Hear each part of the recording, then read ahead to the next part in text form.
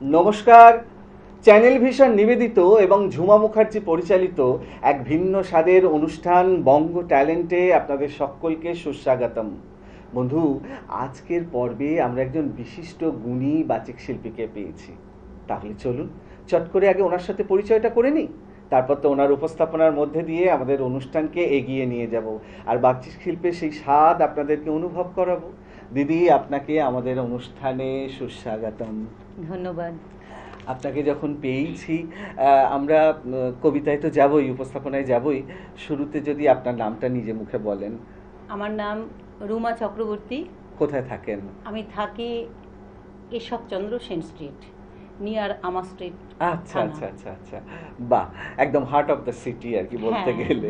বেশ দিদি, আমরা সময় নষ্ট করব না, সরাসরি উপস্থাপনায় যাই। প্রথম নিবেদন কি হবে?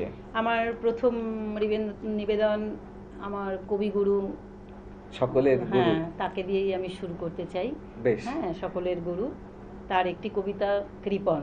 আহা, অসাধারণ নির্বাচন। শুরু করুন তাহলে। আমি ভিক্ষা করে ফিরতেছিলেন গ্রামের পথে পথে, তুমি তখন চলেছিলে তোমার স্বর্ণরথে। অপূর্ব এক স্বপ্ন সম লাগতেছিল চক্ষে মম। কি বিচিত্র শোভা তোমার, কি বিচিত্র সাজ। আমি মনে ভাবতেছিলেন এ কোন মহারাজ। আজি শুভক্ষণে রাত পোহালো, ভেবেছিলেন তবে আজ আমারে দ্বারে দ্বারে ফিরতে নাহি হবে। বাহির হতেই নাহি হতেই কাহার দেখা পেলেন পথে, চলিতে রথ ধনধান্যে ছড়াবে দুই ধারে। মুঠা মুঠা কুড়িয়ে নেব ভারে ভারে। দেখি সহসা রথ থেমে গেল আমার কাছে এসে। আমার মুখ পানে চেয়ে নামলে তুমি হেসে। দেখে মুখের প্রসন্নতা জুড়িয়ে গেল সকল ব্যথা। হেনকালে কিসের লাগি তুমি অকস্মাৎ আমায় কিছু দাও গো বলে বাড়িয়ে দিলে হাত। মরি, এ কি কথা রাজাধিরাজ, আমায় দাও গো কিছু।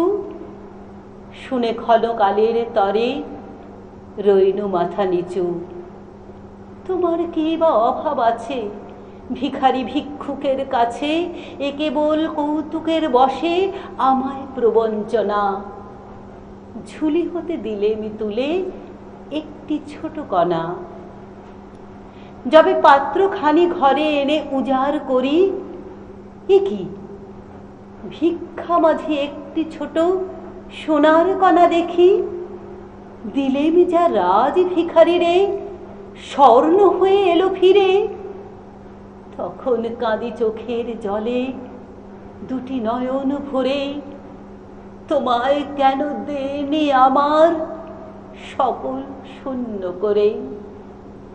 আরে বাপ রে বাপ, অসাধারণ উপস্থাপনা। সত্যি এই কবিতাটা যতবার শুনি একটা অন্যরকম অনুভূতি তৈরি হয়। রবি ঠাকুর আমাদের হৃদয়ের কবি, সবার জন্য, সব বয়সের জন্য, সব যুগের জন্য, একদম সব সময়ের জন্য।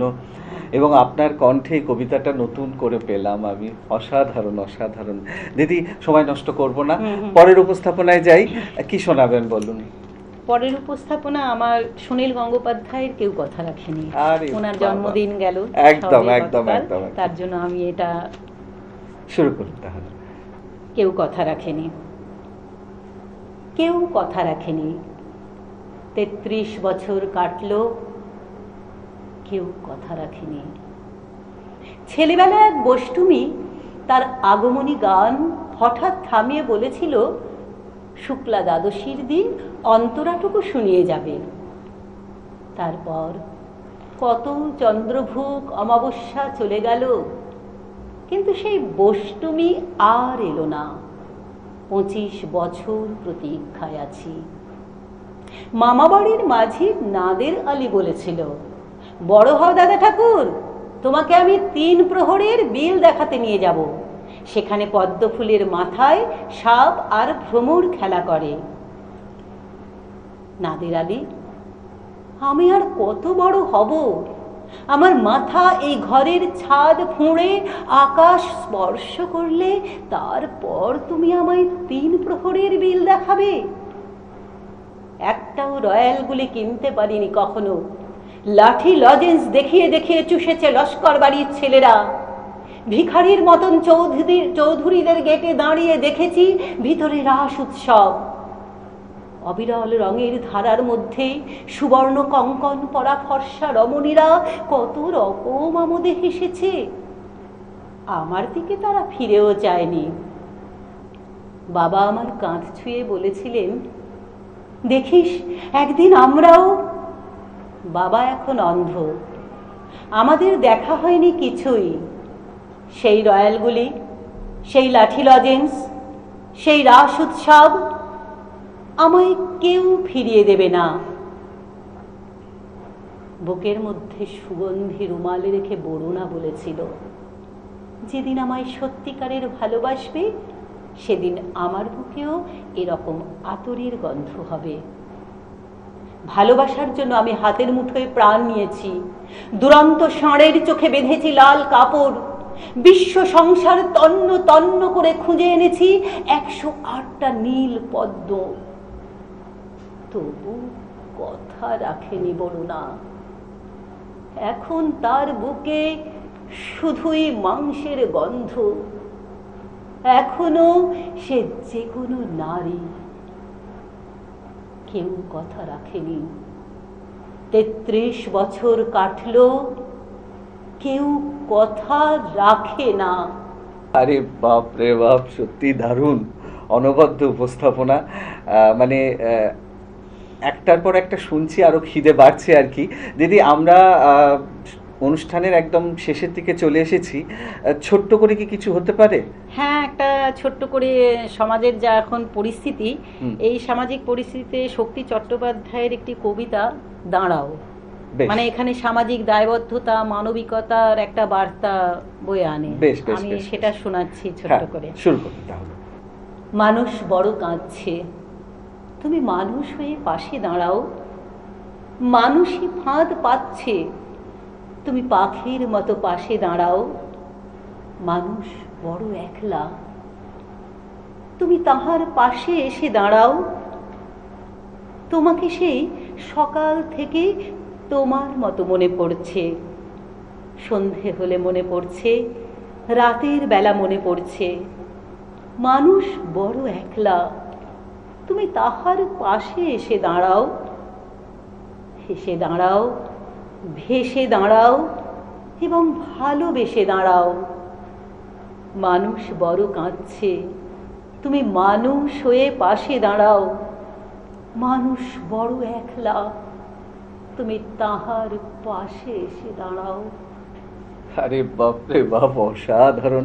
সত্যি অনেক সত্যি কথা কবিতার মধ্যে দিয়ে একদম একদম উঠে আসে এবং আপনার কণ্ঠে সেটা প্রকাশ পেল এবং আমরা ভীষণভাবে উপভোগ করলাম আজকের অনুষ্ঠান। অসংখ্য ধন্যবাদ আপনাকে।